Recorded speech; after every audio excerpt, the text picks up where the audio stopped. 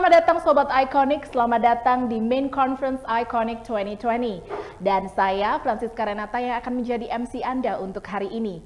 We have come to the last day of Iconic 2020, and today we will start the event with plenary session 7 about urban rural with our respectable speakers Profesor Abidin Kusno and Dr. Andi Ahdian. Sesi ini akan dimoderatori oleh Pak Gege Rianto. Selamat pagi rekan-rekan dan kolega-kolega semua. Hari ini kita akan melakukan diskusi di plenary session bersama dua pembicara yang saya pikir sudah memiliki track record yang sudah sangat baik ya di bidang yang akan kita itu telusuri lebih jauh lewat session ini. Dan pembicaranya kalau berdasarkan urutan yang diberikan kepada saya oleh panitia adalah pertama kita akan mendapatkan materi dari Dr. Andi Ahdian. Dr. Andi Ahdian ini kalau saya lihat dari CV termutakhirnya, kami sendiri sebenarnya sering terlibat dalam diskusi-diskusi informal di Universitas Indonesia. Dan terakhir yang saya tahu adalah Dr. Andi Ahdian ini sedang mengerjakan riset tentang politik kota di Surabaya dan dia berusaha untuk melihat dari historiografi yang lain. Selama ini kita melihat perlawanan terhadap kolonial itu dari historiografi perjuangan bersenjata. Sementara kalau kita melihat dari kacamata Andi Ahdian yang berusaha untuk melihatnya secara berbeda, dia berusaha untuk melihatnya dari politik kota. Dan beberapa karyanya terkait dari yang dibangun dari disertasinya itu sudah diterbitkan dalam beberapa buku. Dan saat ini beliau merupakan pengajar di Departemen Sosiologi Universitas Nasional. Dan pembicara kedua kita adalah Profesor Abidin Kusno. Dan Profesor Abidin Kusno ini karyanya sudah saya baca semenjak saya masih S1 di tahun 2004 dulu ya. Saya pertama kali itu membaca karyanya itu tentang post-Kamling, tentang itu post-ronda. Dan itu terbit di Jurnal Indonesia, terbitan Cornell University. Dan saat ini Profesor Abidin Kusno itu mengajar, mempunyai posisi di York University, sekaligus Director di York Center for Asian Research dari 2017 sampai sekarang. Dan publikasi terakhirnya dalam buku dalam bahasa Inggris adalah Visual Cultures of the Ethnic Chinese in Indonesia. Nah, untuk plenary session ini kita akan memulai dengan presentasi dari Dr. Andi Ahdian dan kemudian akan disusul oleh presentasi dari Profesor Abidin Kusno dan waktu untuk presentasi mereka adalah 15 menit yang mana saya lihat di sini nggak terlalu panjang. 20 menit, yang mana saya lihat di sini nggak terlalu panjang ya. Jadi saya akan sebenarnya sangat senang apabila saya bisa memberikan waktu saya lebih banyak kepada mereka. Jadi untuk giliran pertama diberikan kepada Dr. Andi Ahdian dan kesempatan saya berikan kepada Dr. Andi Ahdian. Silakan diambil waktunya. Baik, terima kasih. Geger, saya Andi Ahdian. Dalam kesempatan ini saya akan mempresentasikan pokok ulasan saya terkait dengan tema tentang urban and rural relationships. Tapi saya akan lebih fokus pada tema yang sifatnya historis dengan melihat persoalan bagaimana perkembangan masyarakat kota dalam konteks pergerakan anti kolonial saat itu di awal abad 20. Jadi saya mengambil tema tentang ras, kelas, dan bangsa, masyarakat kota, dan pergerakan anti-kolonial di Hindia Belanda pada awal abad 20. Nah, ini tiga tema ini saling berkelindan yang akan menjadi pokok perhatian saya tentang bagaimana sih politik pergerakan di lingkungan perkotaan.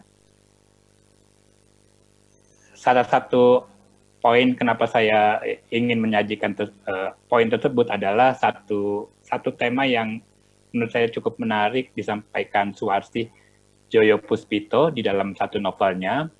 Dia bercerita tentang satu adegan pembicaraan tentang posisi seorang aktivis pergerakan yang tinggal di lingkungan kota. Dan di situ ceritanya menunjukkan bagaimana bahwa setelah dia menjadi orang kota, dia bergerak di dalam lingkungan dan aroma kehidupan masyarakat kota saat itu. dan dia tidak bisa kembali. Dan ini juga sebuah cerita umum di dalam kisah tokoh-tokoh pergerakan bahwa mereka punya latar belakang desa dan sebagainya.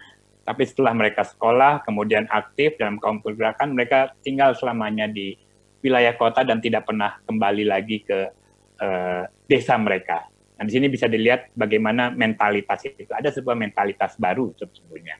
Cuma kisah tentang itu tidak kita dapatkan di dalam historiografi yang ada ya. Kalau kita perhatikan bagaimana historiografi pergerakan anti kolonial di Indonesia, dari Akira Nagazumi, Panil, Kehin, Takashi, lalu McVeigh, semua bicara tentang bagaimana organisasi sebagai sebuah agensi atau individu dan ideologi di dalam perjuangan itu, dan pergerakan adalah sebuah proses yang secara umum bisa digambarkan sebagai konfrontasi ya, antara kaum pergerakan dengan negara kolonial. Kita tidak mendapatkan gambaran yang lebih variatif, lebih luas terkait dengan bagaimana sih keseharian kaum pergerakan kalau mereka tidak sedang berkonfrontasi, apa yang mereka lakukan. Itu masih sebuah pertanyaan yang belum dijawab, bisa kita temukan di dalam historiografi ya. Itu satu. Kemudian kita dapatkan juga, kalau kita bisa lihat di dalam historiografi yang ada di dalam sejarah perkotaan yang baru berkembang belakangan ini, pendulum lainnya bicara tentang struktur lingkungan perkotaan, perubahan-perubahan sosial yang ada di perkotaan, dan lain sebagainya. Tapi kita tidak mendapatkan kisah politik, seolah-olah proses yang ada di dalam lingkungan tersebut sedikit saja bersinggungan dengan tema-tema politik yang ada di dalam kaum pergerakan. Soalnya orang pergerakan tidak punya perhatian terhadap posisi mereka sebagai orang baru ya, dalam bahasa Suarsi, sebagai orang kota, orang yang tinggal di perkotaan dan punya problem di dalam kehidupan lingkungan perkotaan saat itu.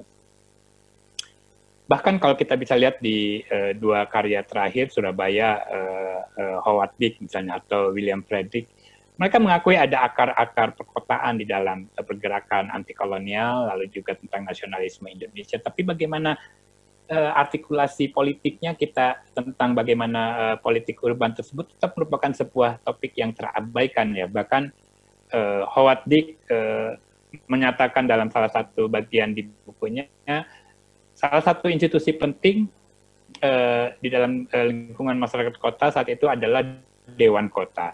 Tapi menurut Howard Dick, pembahasan terhadap Dewan Kota tidak memberikan kita satu jalan masuk yang baik untuk melihat, mengerti tentang politik pergerakan. Itu satu dari Howard Dick ya. Kemudian juga Frederick yang menyatakan bahwa di politik Kementerian itu bukan satu institusi yang perlu kita bahas atau atau menjadi bagian dari pergerakan anti kolonial, bukan menjadi bagian penting dalam pergerakan anti kolonial. Saya kira kedua pandangan ini mengabaikan sebenarnya, atau mungkin memiliki keterbatasan terhadap sumber-sumber bagaimana dinamika politik pergerakan yang dilakukan aktivis pergerakan saat itu sebagai warga kota, dan bagaimana suara mereka terkait dengan lingkungan perkotaan saat itu. Ada interest yang cukup kuat sesungguhnya. Jadi saya akan untuk fokus, saya akan membahas pembahasan terkait dengan perkembangan yang terjadi di Kota Surabaya, sejak dibentuknya Dewan Kota Surabaya pada 1 April tahun 1906. Kalau kita menggunakan pendekatan yang disampaikan Howard Dick atau Williams, kita akan menyatakan bahwa perkembangan kelembagaan ini tidak ada artinya atau tidak terlalu penting untuk dibahas dan tidak menjadi bagian yang bisa kita masukkan dalam tema politik pergerakan. Tapi beberapa sumber, beberapa catatan dalam pemberitaan saat itu menunjukkan hal sebaliknya. Ada salah satu berita yang muncul pada awal pembentukan Budi Utomo dari kaum terpelajar di Surabaya saat itu, yang bilang mereka mengajukan kepada Dewan Kota tentang pentingnya membangun sebuah sekolah buat penduduk Bumi Putra dan mereka melakukan penggalangan dana saat itu. Jadi kesadaran bahwa Dewan Kota sebagai lembaga, sebagai sebuah arena yang dapat menyuarakan kepentingan politik kaum Bumi Putra itu sudah muncul bahkan sejak awal apa yang disebut sebagai kemunculan kaum terpelajar atau kebangkitan nasional Indonesia ya. Bentuknya konkret, mau memanfaatkan sumber daya yang ada di dalam Dewan Kota untuk kepentingan kaum Bumi Putra. Dan lebih spesifik lagi adalah uraian yang ada di dalam satu artikel yang menyebutkan tentang protes dari kalangan terpelajar terhadap kebijakan pemerintah kolonial yang mengangkat kaum pejabat perwakilan pribumi 5 orang untuk yang duduk di dalam Dewan Kota itu dalam konteks yang sama sekali tidak mewakili kepentingan penduduk Bumi Putra. Jadi di sini disebutkan tema tentang hak suara untuk memilih wakil dari kalangan sendiri, dan mereka punya kemampuan untuk membuat pertimbangan tersebut. Ini adalah sebuah seruan yang menegaskan posisi tentang pertama arti penting Dewan Kota sebagai sebuah institusi yang berpengaruh bagi upaya peningkatan sosial budaya dari masyarakat Bumi Putra yang bisa dimanfaatkan secara politik. Tapi kaum terpelajar memiliki keterbatasan saat itu karena ada konteks pertama budaya feodal dan kebijakan kolonial yang lebih mementingkan ketertiban sosial dengan mengangkat atau memilih wakil-wakil Bumi Putra dari para pejabat di birokrasi kolonial, dan ini menjadi seruan yang keras disampaikan oleh kaum terpelajar saat itu. Kita bisa menggarisbawahi bahwa di sini benih-benih tentang politik kewargaan sudah muncul di dalam agenda atau artikulasi dari politik pergerakan. Bahkan kalau kita bergerak lebih maju lagi pada periode terbentuknya Sarekat Islam, ide tentang bagaimana hak kewargaan dari kaum Bumi Putra menjadi sebuah tema yang menjadi pembahasan yang disampaikan. Misalnya dalam satu artikel yang ditulis oleh Raden Ahmad, Ketua Sarekat Islam di Surabaya, yang menyebutkan bahwa kita perlu kesetaraan hak yang sama, dan Dewan Kota harus dipilih dalam mekanisme politik yang memberikan hak kewargaan yang setara dengan kelompok penduduk yang lain. Jadi, tanpa hak tersebut, apapun yang diberikan oleh penguasa kolonial, dari edukasi, irigasi, dan sebagainya untuk kebaikan Bumi Putra tidak ada artinya, karena apa yang dituntut dari kaum Bumi Putra adalah hak. Itu yang disampaikan dalam artikel ini. Maju lagi, kita bisa lihat ketika munculnya ISDV, organisasi kaum sosial demokrat awal di Hindia Belanda saat itu, yang dibentuk di Surabaya. Ini menarik, dalam proses pembentukannya tersebut, Sneflit sebagai salah satu tokohnya mengusulkan tentang pentingnya kegiatan politik praktis di dalam bagi ISDV. Jadi ISDV bukan cuma sekedar organisasi dengan ide-ide politiknya saja, tapi juga bagaimana mereka bisa ikut terlibat dalam politik praktis. Apa yang dimaksud dengan politik praktis adalah keterlibatan dalam elektoral politik di dalam Dewan Kota. Sneflit mencalonkan diri di Dewan Kota Semarang, kemudian Hartog yang di Surabaya juga mencalonkan diri pada tahun 14, tidak lama setelah terbentuknya ISDV, tapi Sneflit gagal mendapat suara sehingga dia tidak bisa duduk di Dewan Kota, tapi rekannya di Surabaya berhasil mendapat suara dan berhasil duduk di dalam lembaga tersebut. Apa yang terjadi kemudian misalnya pada perkembangan organisasi PKI saat itu, kita juga bisa lihat bahwa Dewan Kota menjadi bagian penting dalam pembahasan mereka, bagaimana mereka berupaya untuk merebut posisi di dalam lembaga tersebut dengan keyakinan bahwa dia akan menjadi tempat untuk menguatkan posisi kepentingan kelas rendah, katakanlah gitu ya. Jadi di sini apa yang disebut politik sosialis di dalam Dewan Kota muncul dalam narasi-narasi yang baik di pers Belanda maupun yang pers kaum pergerakan. Apa sih? Jadi bagaimana kita bisa melihat ini dalam kaitannya dengan historiografi pergerakan secara umum?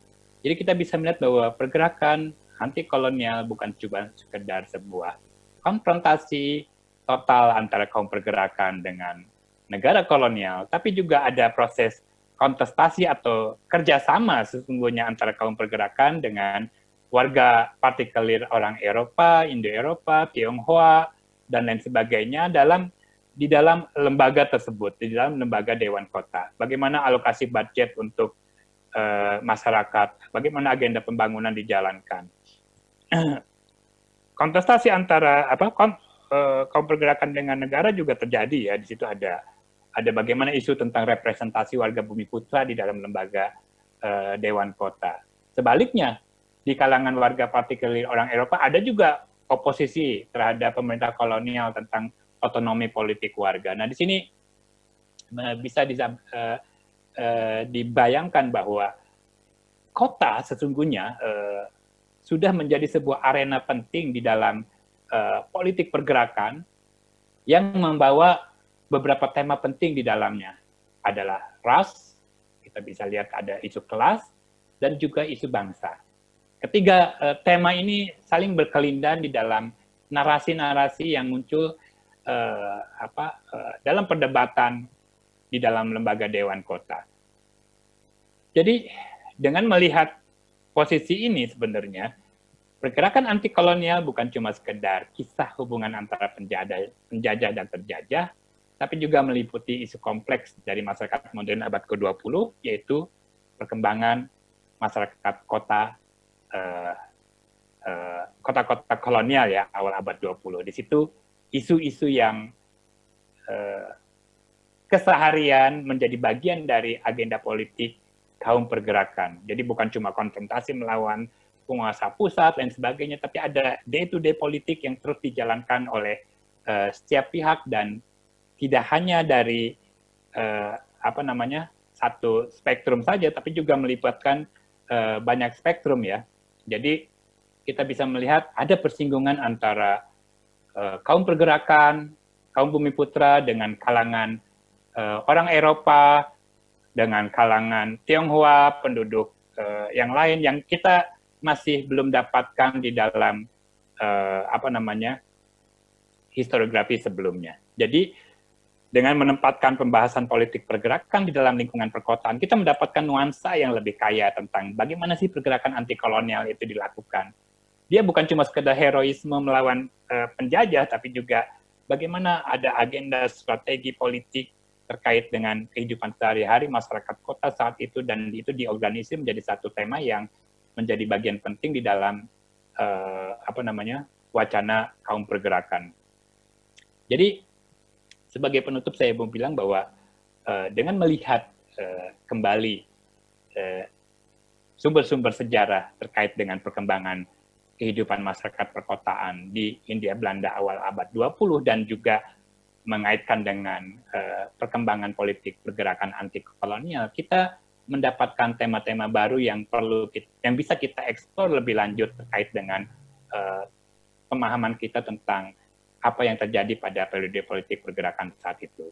Jadi kalau sebelumnya kita hanya mendapatkan kisah tentang orang politik kaum pergerakan melawan penguasa kolonial, dan kita tidak mendapatkan hubungan bagaimana sih kaum pergerakan berhubungan dengan warga Eropa sekitarnya, lalu dengan orang Tionghoa dan sebagainya, cerita itu minim.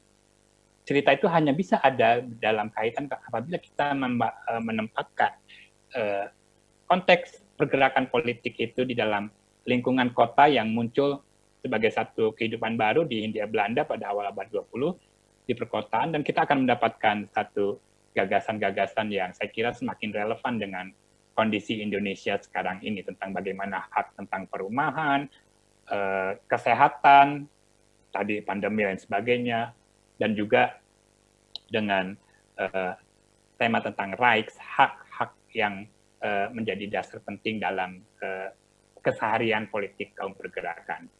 Saya kira demikian dari saya. Terima kasih. Nanti kita bisa lanjutkan melalui tanya jawab kalau dimungkinkan. Terima kasih.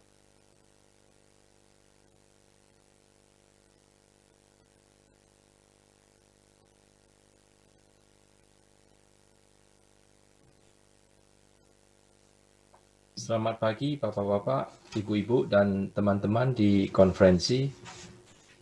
Saya Abidin Kusno dari York University. Seperti yang bisa dilihat di menu acara, saya mendapat tugas untuk menyajikan materi bertema Rural and Urban Dynamics. Ini adalah kira-kira 5 dimensi dari Rural Urban Dynamics, meskipun dalam kesempatan ini saya hanya ada waktu untuk men-share 3 dimensi yang di atas, dominasi, hibridasi, dan migrasi. Saya mulai saja dengan yang dominasi. Nah, kalau kita ambil contoh misalnya Indonesia di awal abad 20 hingga tahun 1970-an, Pulau Jawa masih bisa dianggap daerah perdesaan.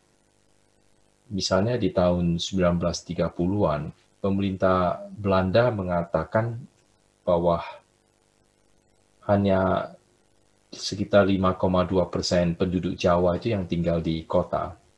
Di akhir Perang Dunia Kedua, dengan banyaknya migrasi dan juga pengungsi, penduduk Jakarta meningkat menjadi sekitar 800.000 orang. Sementara mungkin Surabaya saat itu sekitar 600.000 orang. Tapi menuju akhir abad 20, kota besar di Jawa, terutama di Jakarta, itu telah bertambah 10 kali lipat.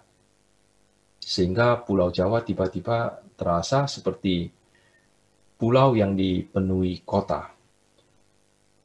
Jadi kalau sekarang di abad 21, orang dengan mudah bisa mengatakan bahwa perbatasan antara kota dan desa di Pulau Jawa itu sudah tidak jelas karena ekspansi kota.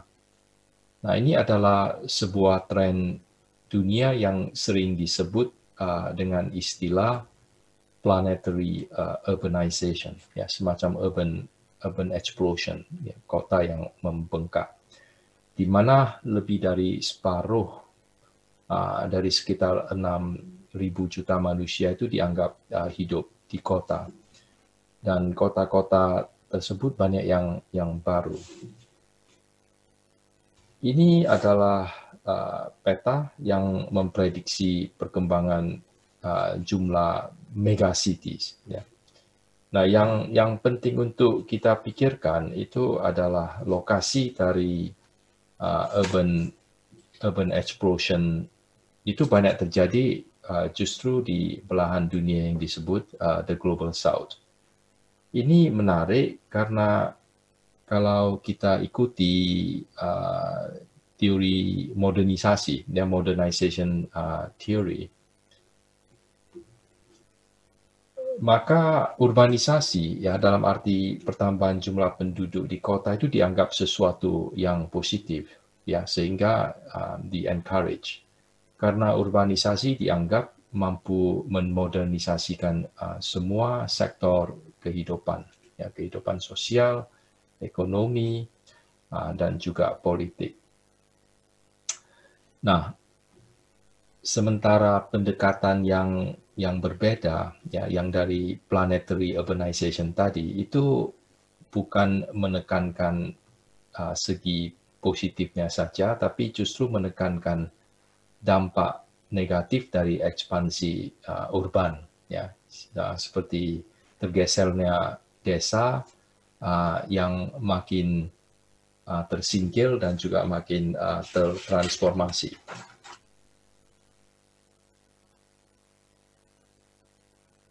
Jadi antara operational landscape maksudnya yang kota dan hinterlands itu maksudnya yang desa.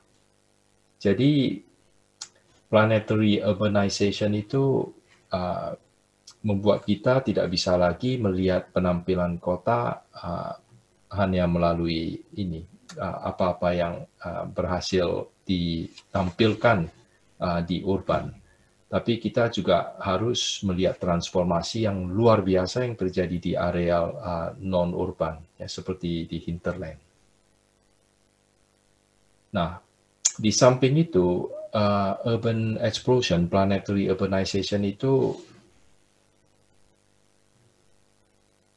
beranggapan bahwa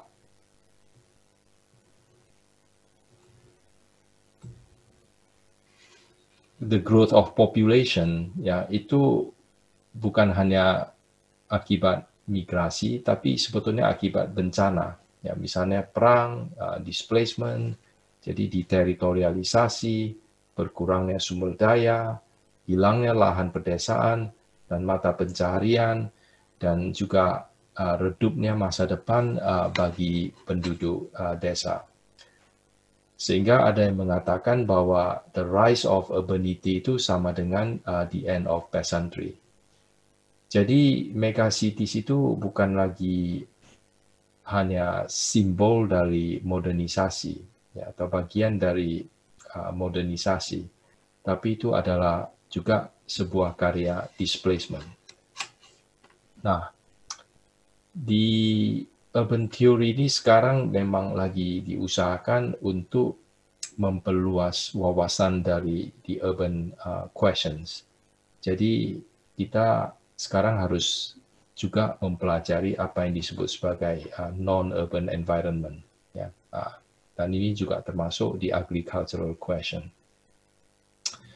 Sebelumnya memang ada gap atau jarang ada komunikasi antara katakanlah studi perkotaan dengan studi perdesaan. Jadi sekarang perlu diusahakan sebuah framework yang bisa menggabungkan kedua area keilmuan tersebut. Ya. Nah, sekarang saya mau masuk ke tema atau komponen yang kedua, hibridasi. Ya. Di awal tahun 90-an, ada seorang profesor Kanada yang sebetulnya asal beliau itu dari New Zealand. Namanya Terry Mackey, economic geographer. Beliau mengembangkan sebuah konsep untuk memahami urbanisasi yang beliau anggap karakteristik Asia Tenggara, terutama Indonesia. Sehingga beliau memakai istilah desa kota, ya, gabungan dari dua kata, desa dan kota. Titik berangkat beliau bukan lagi urban explosion seperti planetary urbanization. Beliau lebih tertarik pada fenomena hibridasi yang mengambil wujud campuran antara kota dan desa. Ya, jadi seperti yang dia sendiri pakai istilah gado-gado. Jadi kalau kita keluar kota, bukan berarti kita langsung masuk desa.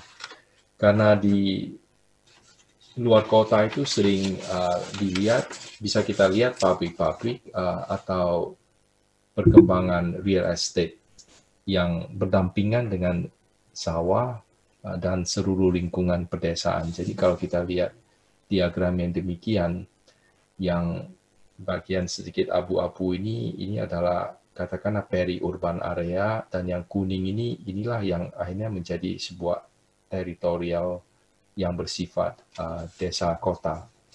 Nah, ini kemudian akan berkembang terus dan akhirnya megacities itu bukan lagi sebetulnya megacities, tapi mega desa kota.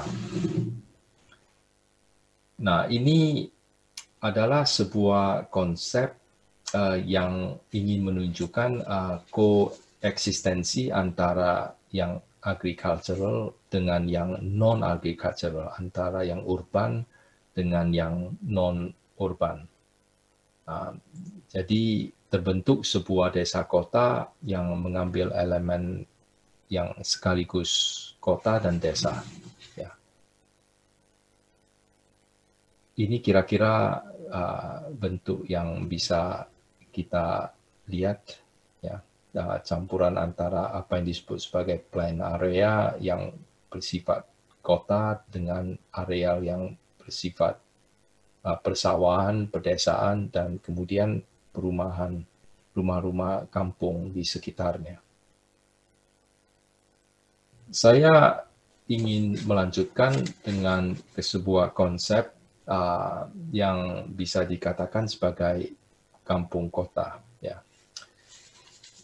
Ini juga bagian dari konsep hibridasi. Jadi karakter dari ruang desa kota yang terjadi di pinggiran kota itu sebetulnya bisa kita lihat juga di dalam kota. Ya. Karena fenomena desa kota itu sebetulnya tidak asing bagi orang yang hidup di kota. Kita masih ingat sebetulnya keluhan salah satu gubernur Jakarta di masa Orde Baru bahwa Jakarta itu sebuah big village. Dan hingga saat ini itu kalau kita di kota kita masih bisa melihat banyak kantong-kantong pemukiman yang memperlihatkan ciri-ciri pedesaan. Baru-baru ini saya sebetulnya mencoba merangkai fenomena kampung kota itu dalam sebuah logika yang lebih bersifat politis atau ideologis. Ya. Saya anggap kampung itu adalah sebuah pemukiman tengah. Jadi kalau kita lihat diagram ini, katakanlah yang desa kota region ini kita anggap ini adalah kampung kota, bukan hanya desa kota. Ya. Sehingga yang terbentuk adalah sebuah middle settlement, sebuah middling urbanism. Dan ini karena kita seringkali dengar bahwa kampung itu adalah sebuah ruang transisi. Ya, dan ini adalah ungkapan yang sering kita dengar dari pemerintah dan juga dari penghuni kampung sendiri. Jadi kampung kota itu seakan-akan adalah sebuah batu loncatan ya, untuk menjadi kelas kota. Nah, yang menarik justru karena ada harapan mobilitas kelas ya menjadi kelas kota, maka kampung itu sebetulnya memoderasi potensi konflik antara kota dan desa. Ya, dengan kata lain, ya, tanpa kampung, ya misalnya kalau kita hilangkan komponen kampung kota yang berada di antara desa dan kota itu bisa terjadi konflik ya antara desa dan kota. Karena ketimpangan yang luar biasa dari kedua tempat tersebut. Jadi dari perspektif desa, selama kota masih ada kampung, maka ia masih bisa dianggap sebagai tempat yang memberi semacam agensi pada penduduk di desa ya untuk memperbaiki kehidupan ekonomi dan juga memberi harapan peningkatan status sosial, meskipun tidak ada jaminan. Ya. Jadi kampung kota itu diperlukan untuk memberi harapan dan juga imajinasi mobilitas, ya. Dan sekaligus menghindari konflik yang luar biasa antara kota dan desa. Dengan kata lain, kampung itu adalah semacam shock breaker, ya, peredam kejut dari sebuah tumbukan yang bisa saja terjadi antara kota dan desa. Ya, itulah yang saya maksudkan sebagai kota tengah, ya, middling urbanism. Dinamika hubungan desa dan kota itu juga sebetulnya adalah kekuatan yang membangun kota. Jadi misalnya ambil contoh ya yang pernah saya ketahui itu gedung-gedung di Jakarta ya. dari yang besar hingga yang kecil, itu banyak dibangun oleh tukang-tukang yang diambil dari desa. Ya, jadi bidang konstruksi itu, ya baik yang berasal dari pemerintah, yang melibatkan konsultan, kontraktor, itu pada umumnya tergantung pada para mandor yang merekrut pekerja dari berbagai desa. Ya. Dan ini sering disebut sebagai kerjasama antara sektor formal dan sektor informal, yang sebetulnya adalah kerjasama antara desa dan kota. Jadi di balik gedung-gedung tinggi, di balik pabrik-pabrik, dan di balik shopping mall itu ada celah-celah pemukiman kampung. Ya. Dan ini jelas terlihat jaringan hubungan yang sangat erat antara kedua sektor ini. Dan kita juga tahu bahwa di tengah-tengah real estate malahan kadang-kadang itu ada kampung yang menampung pegawai, menampung pekerja, supir, tukang kebun, pembantu, dan juga penjaga warung yang sebetulnya menghidupi atau menghidupkan sektor formal tersebut. Jadi kampung kota itu adalah bengkel dari kota. Ya, jadi yaitu adalah workshop dari sektor formal. Dia juga boleh dikatakan adalah sebuah infrastruktur yang berfungsi. Ya, jadi bagi kota, bagi negara, bagi investor, karena dengan adanya kampung kota itu sedikit sekali biaya infrastruktur yang perlu ditanggung langsung oleh negara dan juga oleh investor. Jadi dengan demikian kota tengah ya dalam bentuk kampung kota itu bisa dilihat sebagai sebuah statecraft, ya, art of governing, yang dengan keberadaan kota tengah tersebut, kampung kota tersebut, ia memberi kestabilan ya dalam hubungan yang sebetulnya sangat kontradiktif ya antara kepentingan kapital, kepentingan pemerintah, dan juga kepentingan masyarakat dan desa. Baik, sekarang saya mau masuk yang ketiga ya atau yang terakhir yang mengenai migrasi. Nah, pemerintah kota itu mengenal berbagai jenis migrasi. Ya, meskipun sering tidak masuk statistik, ada migrasi musiman, ya, yang mengikuti masa panen, ada migrasi berulang, yang circular, yang pekerjaannya ada di kota, sementara keluarga ada di desa. Dan ada juga migrasi permanen. Ya, kalau dulu karena desanya jauh, tapi sekarang sering karena tidak ada lahan lagi di desa. Nah, yang sering dipertanyakan adalah apakah kampung kota, misalnya di Jakarta, itu dianggap rumah oleh para migran tersebut. Ya.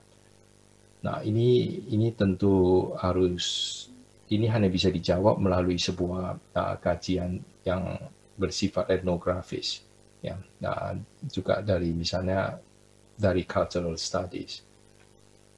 Jadi dari perspektif misalnya migran, apakah desa dan kota itu terpisah? Ya. Apakah kota itu dianggap tempat yang permanen atau tidak permanen? Ya. Dan ini menyangkut masalah ruang, masalah memori, masalah placemaking, dan juga masalah pembentukan identitas. Nah, ini mungkin bisa kita refleksi melalui fenomena mudik. Ya. Di mana kalau kita di Jakarta itu bisa merasa bahwa kota itu ditinggal tidur sementara ya, karena jutaan penduduk di kota itu yang pulang kampung ya atau pulang desa. Nah, ini yang sering bikin panik kelas menengah kota yang terpaksa atau sekalian ini mencari kesempatan untuk liburan ya ke tempat yang ada hotel. Karena sudah tidak ada pembantu di rumah. Nah, bagi para pemudi, pulang kampung ya, atau pulang desa itu bisa dianggap sebagai sebuah tradisi yang sebetulnya berdimensi eksistensial. Karena melalui mudi, mereka secara pribadi itu membawa apa-apa yang dianggap hasil usaha individual, yaitu dari kota ke desa masing-masing. Jadi sepertinya ada pengakuan yang kemudian diperoleh dari desa, ya, yang memperkuat ikatan mereka terhadap desa dan juga sebaliknya terhadap kota. Ini yang membuat kita merasa bahwa yang disebut rumah bagi pemudi itu adalah kota dan desa sekaligus. Ya. Kemudian pertanyaan yang juga mau kita sampaikan melalui dimensi migrasi itu adalah ini, sikap dari misalnya pemerintah. Nah, ini menarik untuk dipikirkan karena kalau kita lihat ini slide yang berikutnya, pada umumnya pemerintah kota, ya ini sejak misalnya di zaman Belanda, ya saat pemerintah kota dibentuk di tahun 1903 untuk kasus Jakarta, itu sedikit sekali perhatian yang diberikan pada kampung. Ya, meskipun ada program Kampung Improvement Project yang sebetulnya mulainya dari zaman Belanda, kemudian ditarik kembali di zaman Orde Baru.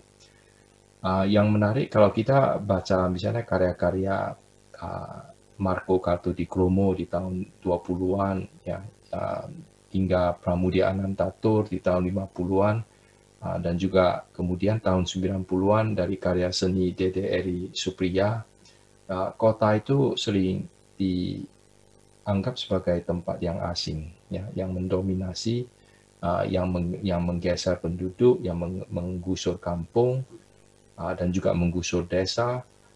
Jadi kampung dan desa itu dianggap tidak permanen, ya, dan sehingga ya sering dibiarkan atau dikorbankan demi pembangunan kota. Dan ini akhirnya membawa kita kembali lagi ke tesis planetary urbanization. Nah, ini kalau kita lihat kebijaksanaan misalnya yang terakhir dari pemerintah adalah ini sertifikasi lahan, ya, formalisasi kepemilikan lahan di kota, dan ini juga termasuk kampung kota. Nah, ini memang sifatnya sebetulnya ingin menstabilkan kampung, ya, membuat kampung sedikit lebih permanen. Tapi ia juga bisa mempunyai dampak terhadap sebuah proses yang di urban theory itu disebut sebagai gentrifikasi, yang bisa menggeser penduduk miskin dari sebuah kampung. Karena sertifikasi itu cenderung menghilangkan atau mengurangi pasar lahan informal. Dan kalau itu hilang, maka kampung kota itu menjadi lebih unaffordable. Dan unaffordable itu berarti akan mengurangi migrasi dari kaum miskin yang di desa, karena habisnya lahan penduduk ini yang lebih affordable di dalam kota. Jadi ini adalah hal yang perlu kita perhatikan dari dinamika urban and rural dynamic. Saya pikir waktu saya juga sudah berakhir, dan saya mungkin langsung saja sedikit ke kesimpulan. Jadi sebetulnya rural urban dynamics itu kita tidak bisa hanya melihat dari ini perspektif teritorial, ya, tapi harus dilihat dari perspektif hubungan antara kekuasaan yang melibatkan kepentingan negara, kapital, warga yang bersama-sama memproduksi ruang. Ya, terima kasih. Oke, barusan kita sudah mendapatkan presentasi dari Dr. Andi Ahdian dan Profesor Abidin Kusno, dan dua presentasi barusan itu sangat menarik saya pikir ya. Dari Dr. Andi Ahdian kita sudah mendapatkan sebuah paparan bagaimana diskursus perlawanan terhadap kolonial yang selama ini selalu muncul lewat perlawanan lewat partai, perlawanan lewat perjuangan bersenjata, perlawanan lewat pergerakan yang katakanlah media massa, itu sebenarnya bukan semuanya. It's not the whole picture. Bahwa dalam kasus yang di-studi oleh Andi Ahdian, perlawanan itu juga negosiasi, proses negosiasi kepentingan politik dari kelompok-kelompok lokal. Kelompok-kelompok Eropa itu juga muncul melalui politik kota, politik melalui Dewan Kota. Dan itu terjadi di Surabaya sejak awal abad ke-20. Dan dari Profesor Abidin Kusno, kita tadi sudah mendapatkan sebuah paparan tentang situasi hibrid desa kota yang terjadi pada saat ini. Bagaimana selama ini sebenarnya dalam sirkuit kapital, dalam sirkuit kapitalusin, sirkuit kapitalisme kontemporer, kita melihat kota itu menjadi pusat operasinya, sementara desa itu menjadi hinterland atau belakang atau penyedia supply labor-nya. Tapi pada saat ini kita juga melihat batasan di antara keduanya itu bercampur baur tidak karuan. Jadi dari dua paparan ini saya pikir kita bisa mengeksplorasi sangat banyak pertanyaan nih. Jadi untuk mempersingkat waktu dan supaya kita juga punya banyak waktu untuk bertanya jawab, saya pikir saya akan mulai membuka sesi tanya jawab, dan pertanyaan bisa diajukan lewat aplikasi chat, bisa dikirimkan langsung kepada saya. Dan untuk saat ini sudah masuk dua pertanyaan, saya akan memberikan ruang pada dua pertanyaan ini dulu. Pertama adalah pertanyaan kepada Prof. Abidin Kusno. Pertama adalah pertanyaannya, Jakarta diramal akan hilang karena permukaan airnya turun di tahun 2030. Kira-kira ada model kota desa yang harus dibangunkah untuk menyelamatkan Jakarta? Dan pertanyaan kedua adalah untuk Dr. Andi Ahdian. Ras, kelas, dan bangsa dimulai dari masa penjajahan tapi terasa kuat hingga sekarang. Banyak orang membeda-bedakan ras, mengelompokkan kelas hidup orang, bahkan kota dan desa yang menjadi kesatuan malah terasa terkotak-kotak. Bagaimanakah menanggulangi hal tersebut, Pak Andi?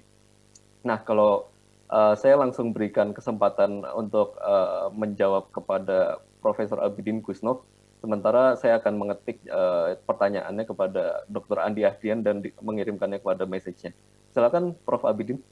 Oke, terima kasih atas pertanyaannya tadi mengenai hubungan antara kemungkinan bencana yang terjadi di Jakarta dengan perkembangan desa kota. Nah, ini adalah sebuah pertanyaan yang membuat kita harus memikirkan peran dari infrastruktur kota. Jadi ada segi istilahnya itu planning untuk mengatasi disaster. Nah, yang kita pelajari dari perkembangan desa kota, ya itu adalah semacam perkembangan yang boleh dikatakan sebagai unplanned. Ya itu merupakan produk dan ini disetujui oleh para pemikir tentang desa kota juga bahwa itu produk dari ini semacam gelombang pusaran global capital, ya, dan ini juga bisa termasuk domestic capital. Dan ini ekspansinya itu tidak mengikuti pola infrastruktur yang direncanakan dari awal. Jadi desa kota ini berlawanan dengan apa yang di negara barat itu disebut sebagai suburbanization. Ya, jadi suburbanization itu punya sebuah asumsi bahwa urban expansion itu mengikuti sebuah pola perkembangan infrastruktur yang terintegrasi. Tapi yang perkembangan desa kota justru tidak mengikuti hal yang demikian. Jadi dia lebih fragmented. Dia lebih mengikuti proyek-proyek besar, proyek-proyek yang hanya memperhatikan tapaknya sendiri. Jadi itu kepentingan setempat yang tidak melakukan koordinasi dengan proyek tetangganya dan juga tidak memikirkan ini investasi ke infrastruktur. Sehingga meskipun kelihatan bahwa desa kota itu tengah-tengahnya masih ada desa, pinggirannya masih ada desa, tapi itu sama sekali tidak begitu membantu dalam menghadapi bencana misalnya banjir di Jakarta. Jadi itulah yang sebetulnya cukup memprihatinkan, ya, bahwa perkembangan desa kota kita ini sebetulnya tidak membantu kita untuk memikirkan cara untuk mengatasi bencana yang terjadi di kota, ya, karena dia itu dasar bergeraknya adalah fragmentasi, bukan integrasi infrastruktur. Mungkin kira-kira itu ya. Oke, Terima kasih. Terima kasih Pak. Ada tanggapan Pak Andi terhadap pertanyaan yang sudah saya kirimkan? Oh ya, terkait dengan realitas dari hubungan kelas, ras, dan bangsa ya. Jadi terutama ras di dalam perkotaan. Saya kira itu memang pokok penting ya, bahwa keragaman ras di dalam lingkungan kota atau kota kolonial saat itu adalah sebuah realitas, sama seperti yang ada sekarang ini gitu ya, sampai sekarang tetap ada. Problemnya adalah bagaimana pandangan politik atau sikap politik terhadap persoalan itu. Apa yang saya sampaikan sebenarnya sedikit saja menyinggung tentang ada ruang pertemuan sesungguhnya di dalam interaksi politik antara kelompok ras yang berbeda itu, yang saya sebut di situ ada politik kewargaan ya. Jadi setiap warga kota punya kepentingan yang paling nggak equal di dalam satu struktur politik kota saat itu di Dewan Kota. Cuma memang realitas kolonialisme memberikan hal yang lain, bahwa kebijakan-kebijakannya memang sangat membuat segregated area ya. Jadi ada pecinan, ada kampung Arab, ada lain sebagainya. Jadi dibuat semakin tidak terhubung. Yang ada adalah nanti ditimbulkan prasangka-prasangkanya. Itu sudah saya kira itu realitas yang umum sebenarnya. Persoalannya memang dalam artian bagaimana tindakan politiknya, dan yang saya lihat di dalam perkembangan pada periode tersebut, saya kira itu sudah bisa menunjukkan politik kewargaan itu ya, sebagai salah satu contoh. Misalnya Sarekat Islam dianggap sekarang narasi tentang Sarekat Islam adalah sebuah pergerakan yang mewakili kelompok Islam. Kalau kita lihat pada saat itu dalam konteks itu sama sekali tidak. Apa yang disampaikan Raden Ahmad, dia bilang tentang Hutwesen der Sarekat Islam itu, atau pokok Sarekat Islam adalah perjuangan untuk mencapai hak. Dan di situ ada unsur, ada Jawanya, ada Tionghoanya, ada Arabnya, dan sayangnya tokoh ini tidak terungkap ya, kisah tentang tokoh ini ya, karena memang dia menjadi sosok penting yang di lingkungan kota Surabaya tersebut, walaupun dia seorang tokoh Sarekat Islam, dia dianggap memberikan jembatan terhadap kepentingan-kepentingan beragam di lingkungan kota dari kelompok Tionghoa, Arab, dan Eropa. Jadi dia dipercaya sebagai satu jembatan di antara kepentingan-kepentingan tersebut. Dan Sarekat Islam bukan satu kelompok yang hanya milik orang Islam saat itu ya. Jadi dia hanya sebagai battle cry, simbol untuk membangun sebuah kekuatan massa, tapi program politiknya adalah bagaimana menjadikan kota kita menjadi warga setara. Konsepnya Raden Ahmad ya, sebagai ketua Sarekat Islam, kita semua setara, hidup di dalam lingkungan kota, lalu kita bisa berinteraksi di dalam sudah pasti kepentingan bernegosiasi ya, ada berbeda-beda, tapi ada ruang negosiasi tersebut. Dan ini yang saya kira hilang di dalam tradisi politik kota, terutama sejak Orde Baru ya. Kota atau politik kan sangat dikontrol dari atas negara ya. Kalau saat itu kan orang bilang kota adalah milik warga, sementara negara itu ada di Batavia. Jadi negara dengan kota itu dibuat beda. Nah, warga ini berpolitik di dalam artian bernegosiasi kepentingannya, dan saya kira kalau ada ruang seperti itulah yang sebenarnya penting untuk menjadi satu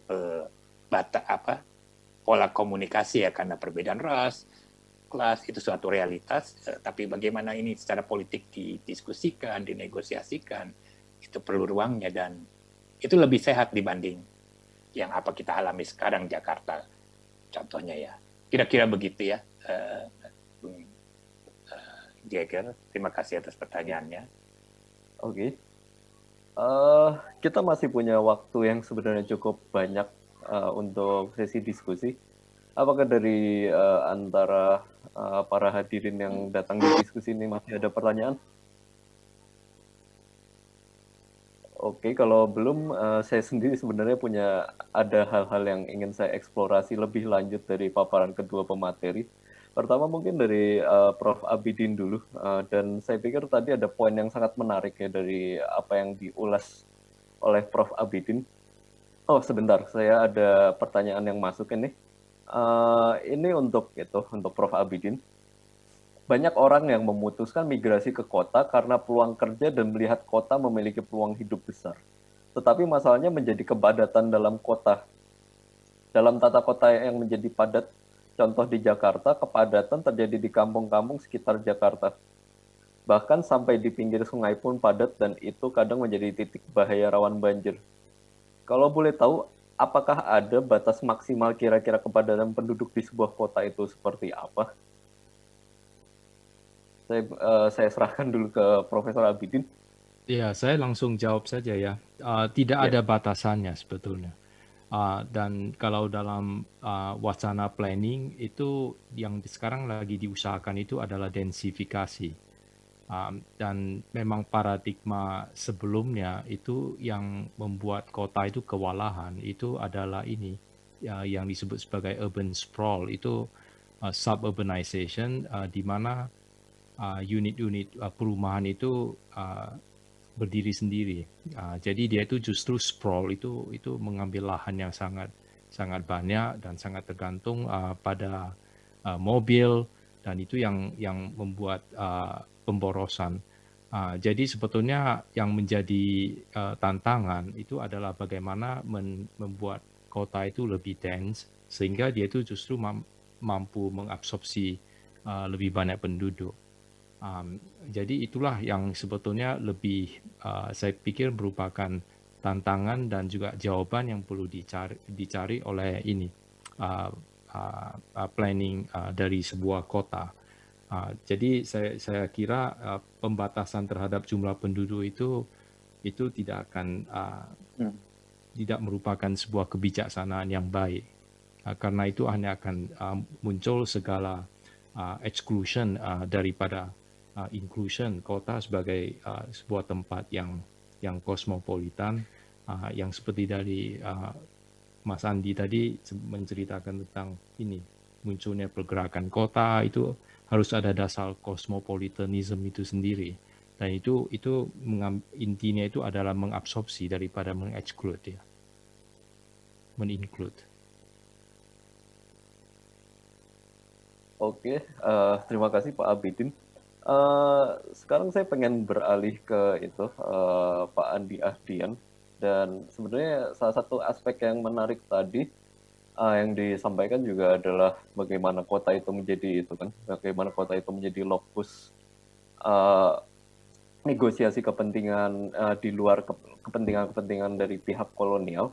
Dan yang ingin saya tanyakan sekarang adalah, karena kebetulan kita belum ada pertanyaan lebih jauh, saya ingin mengeksplorasi sejauh apa politik kota ini memunculkan kesadaran yang sama, katakanlah dengan kesadaran kalau kita lihat novel dari Marco Carto di Cromo, atau novel-novel awal pada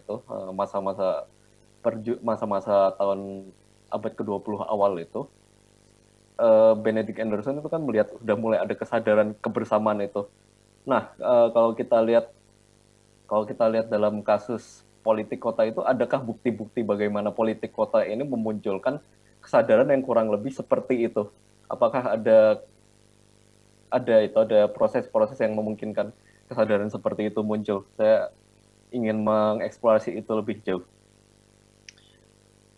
Saya juga jawabnya eksploratif ya.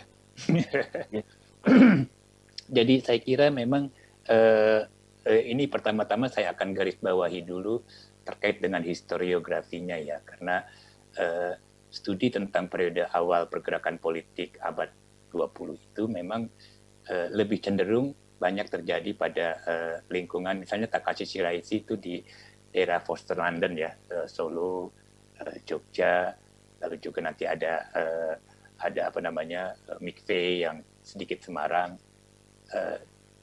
Jadi ada lingkup, saya bilang konsep agrarian society yang bertransformasi menjadi masyarakat modern, dan kita bisa lihat di buku-buku itu. Tapi kalau kita lihat di tempat-tempat lain ya, khususnya kota-kota kolonial, kita bisa lihat banyak cerita sebenarnya yang sangat berbeda dengan narasi yang ditampilkan dari apa yang sudah ada di dalam historiografi tersebut ya. Kalau misalnya aktivisme pergerakan di Surakarta, Yogyakarta, secara sosial mereka relatif homogen ya struktur sosialnya ya. Komposisi penduduknya juga secara etnikal atau ras juga sedikit lebih homogen gitu. Jadi orang Jawanya banyak dominan. Tapi kalau di kota-kota kolonial seperti contohnya Surabaya, itu kita bisa lihat semua orang datang tadi seperti Prof. Abidin bilang, kosmopolitanisme itu yang kita lihat tumbuh di kota, dan itu satu. Dan saya kira memang kalau dari konteks itu kita bisa melihat satu cara pandang sedikit berbeda dengan melihat politik pergerakan. Jadi kaum pergerakan tuh atau politik pergerakan itu bukan hanya marah-marah saja ya, kaum aktivis pergerakan terhadap penguasa kolonial, tapi juga ada hal-hal konstruktif yang mereka buat, dan mereka juga berhubungan dengan spektrum sosial yang begitu luas ya.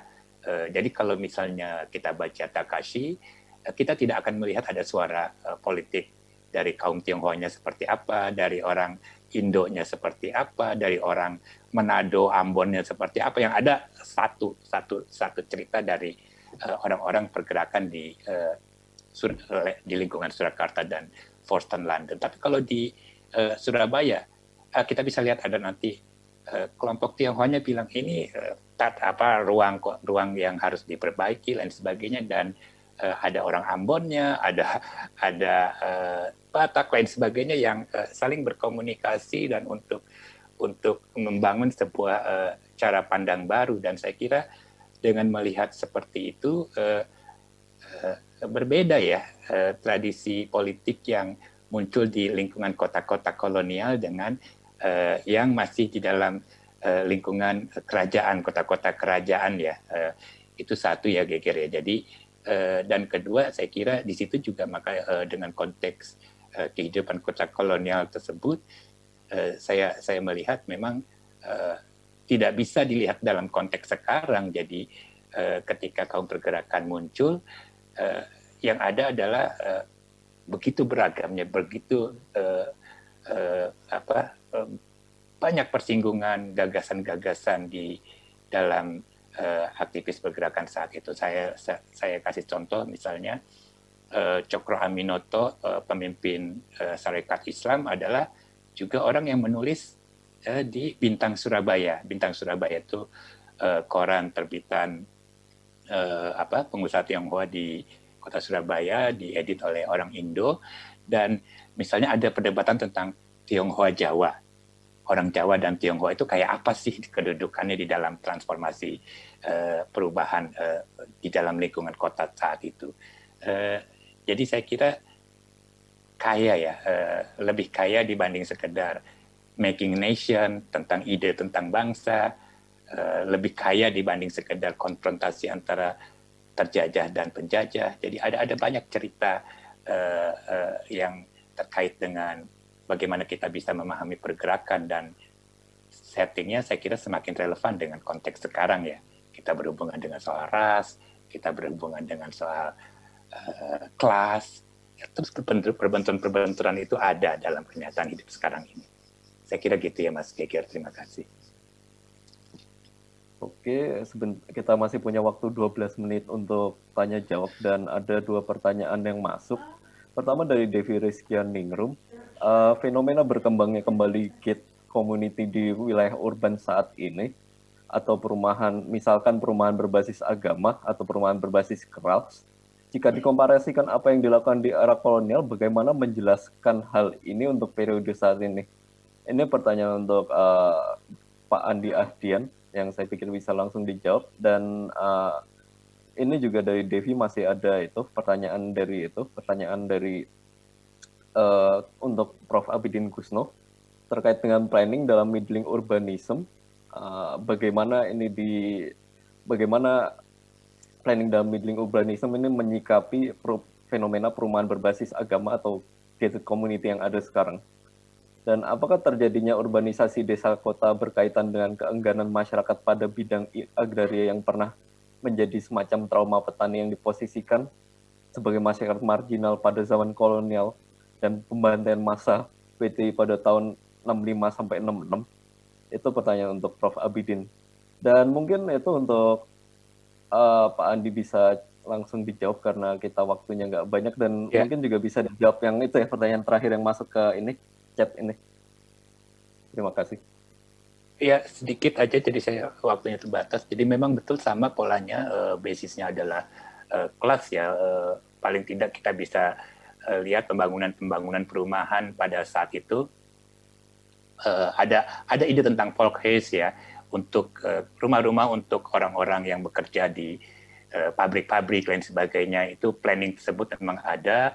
Lalu juga tapi saya kira polanya bukan artinya alamiah, tapi ada pola memang bahwa ada untuk perumahan-perumahan orang Eropa ya ada standar tersendiri ya, tempatnya, pilihannya, kemudian juga untuk perumahan-perumahan, jadi watak rasnya itu sangat terlihat di dalam kehidupan kota saat itu.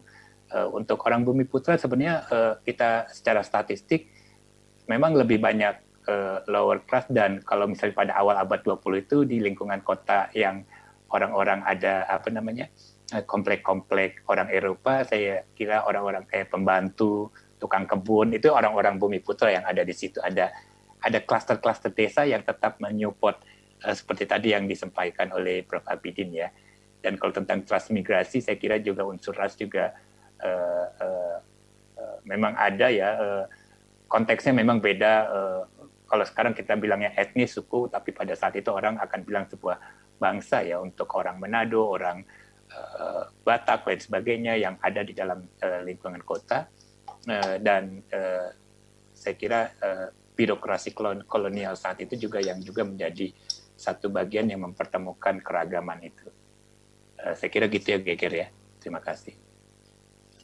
Langsung aja ke Prof. Abidin. Baik, terima kasih. Pertanyaan tentang middling urbanism.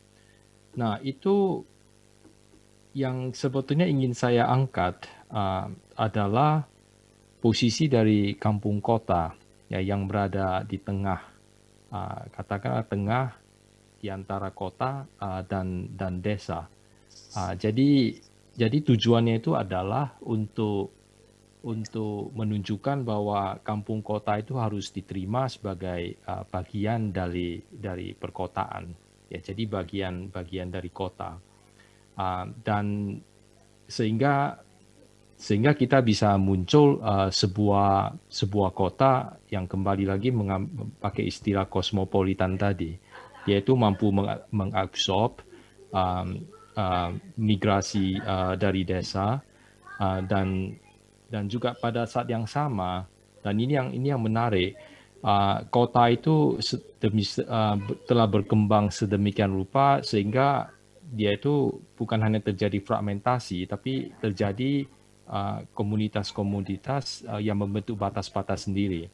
Ya, ada gated community, ada juga cara menggatednya itu berdasarkan agama, berdasarkan kelas, berdasarkan identitas-identitas tertentu.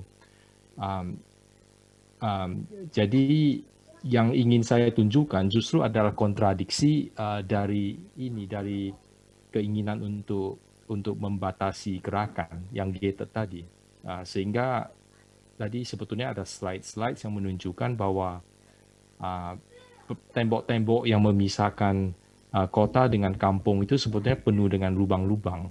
Ya, jadi itu ada kontradiksi dalam arti kota yang formal itu selalu memerlukan dukungan dari kampung kota. Jadi on the one hand dia itu gated, on the other hand dia itu sebetulnya sangat tergantung pada yang mau di-gated.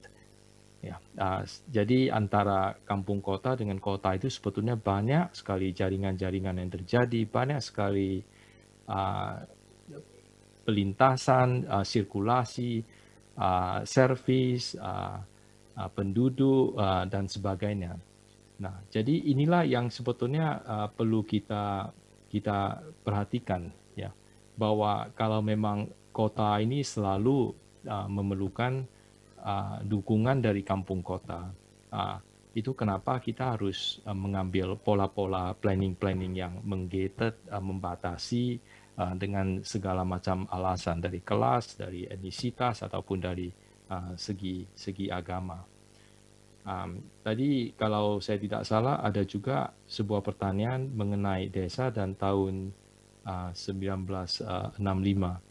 Nah, itu sebuah pertanyaan yang sangat menarik, dan saya memang pernah mencoba bereksperimen melalui sebuah artikel tentang the politics of suburbanization, sebetulnya politics dari desa kota tadi, bahwa karena situasi yang terjadi di tahun 65-an itu sebetulnya membuat kota itu justru tempat yang bisa menjadi alternatif bagi para penduduk yang harus keluar dari desa, ya, karena desa menjadi tidak aman atau desa itu sudah didisiplin oleh sebuah orde baru, ya, yang di mana afiliasi tertentu itu sudah tidak ditolerir lagi.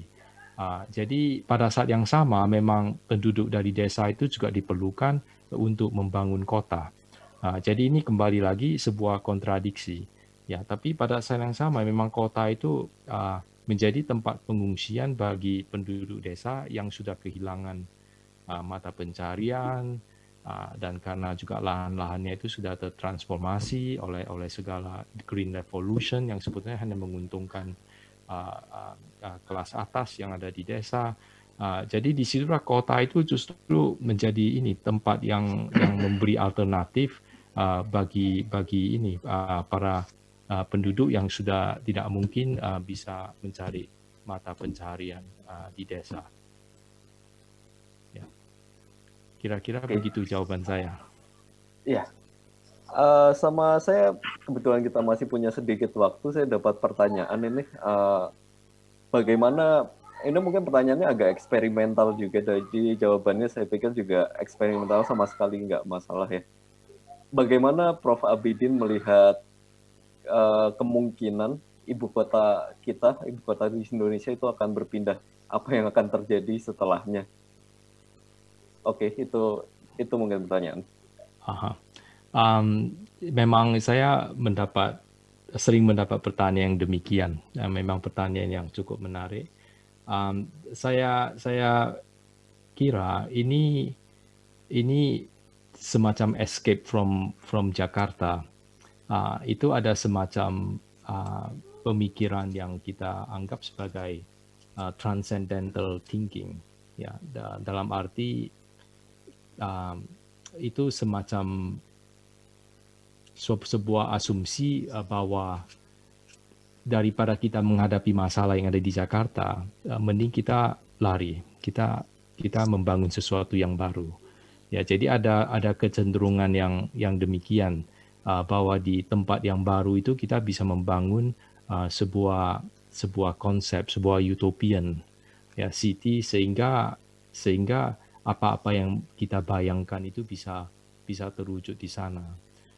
Dan kalau kita mau sedikit lebih kritis mengenai transcendental thinking ini, ya, kita harus kembali lagi melihat Jakarta yang mau ditinggal, ya. Dan akhirnya kita juga perlu merenungkan bahwa sebetulnya lebih banyak mana yang bisa kita pelajari lebih banyak, menciptakan sesuatu yang baru atau mencoba belajar untuk menghadapi tempat yang sudah penuh dengan kesulitan. Ya, jadi itulah yang selalu saya refleksikan.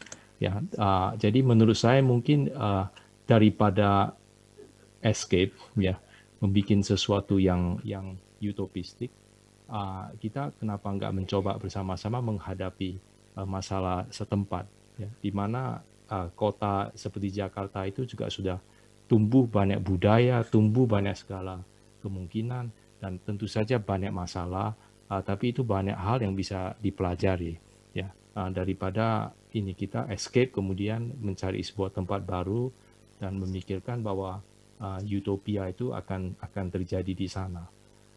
Dan ini juga bukan utopia yang berprinsip perubahan sosial. Ini kalau utopia yang sebenarnya adalah utopia yang menganggap bahwa the present itu unacceptable. Jadi kita harus merubah, ya, dan menghadapinya. Tapi ini sebuah utopia yang menganggap di tempat yang baru ini nanti kita mulainya dari yang tidak ada masalah sehingga kita bisa membangun sesuatu yang tidak akan muncul masalah. Ya. Jadi itu kira-kira refleksi saya. Tapi pertanyaan yang selalu menarik tentang hal itu. Oke, terima kasih Pak Abidin. Oke, kita masih ada waktu sangat sedikit, jadi saya mau kasih kesempatan ke Pak Andi Ahdian untuk kasih kata penutup mungkin 1 menit. Setelah itu kita pindah ke Pak Abidin, kata penutup 1 menit. Oke. Saya kira pertama-tama yang saya mau bilang bahwa transformasi kota adalah basis penting ya untuk melihat perubahan-perubahan terjadi di dalam kehidupan politik Indonesia, dan juga yang tidak kalah pentingnya lagi adalah bagaimana politik yang tumbuh di dalam lingkungan kota tersebut, dan kewargaan, gagasan tentang politik kewargaan yang menempatkan setiap warga setara dan bagaimana dia diperjuangkan merupakan unsur penting di dalam dinamika perkembangan kota. Terima kasih, Geger. Oke, Pak Abidin.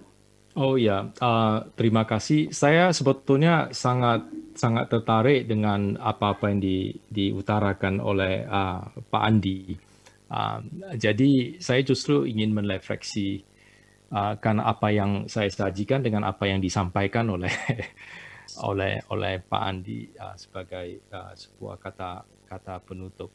Nah, sebetulnya tesis yang mau saya bangun itu adalah sebuah tesis yang istilahnya itu mencari keseimbangan, ya, dari sebuah ketidakseimbangan, di mana kota dan desa itu sudah begitu timpang, gapnya sedemikian besar sehingga saya merasa kita perlu membangun sebuah konsep yang mengetengahkan makna dari sebuah kota tengah, ya, bahwa mungkin kita mampu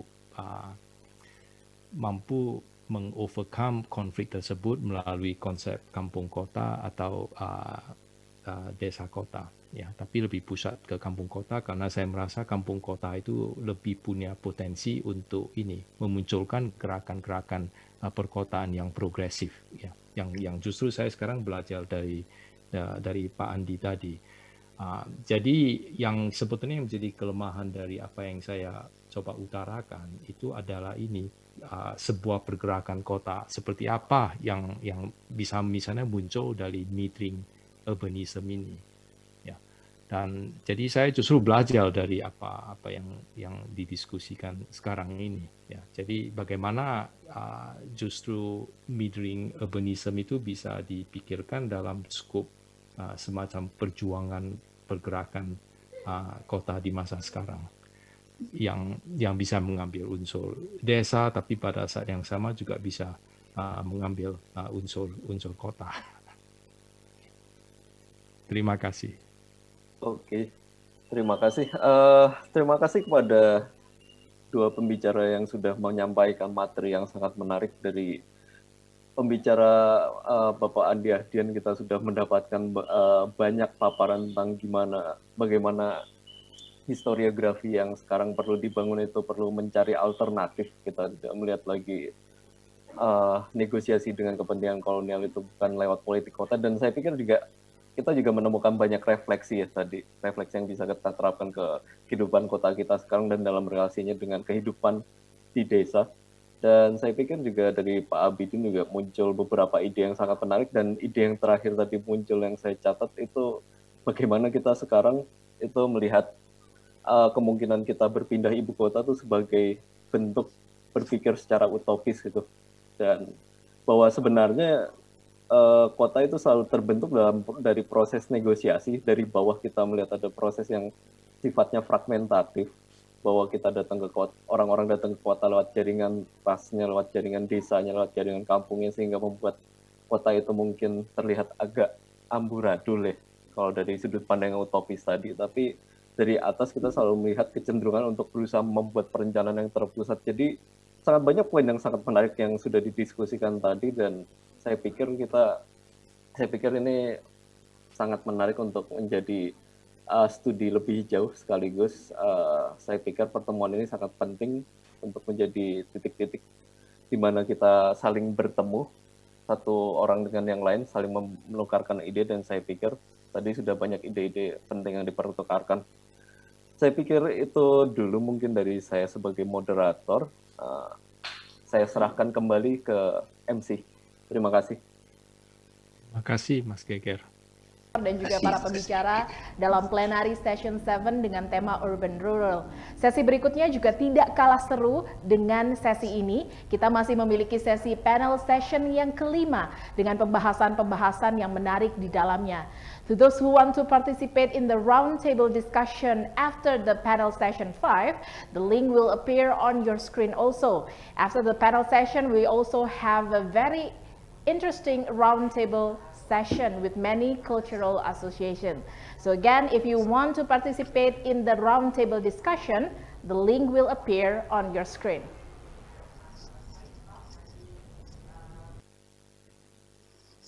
And let's proceed on the panel session 5.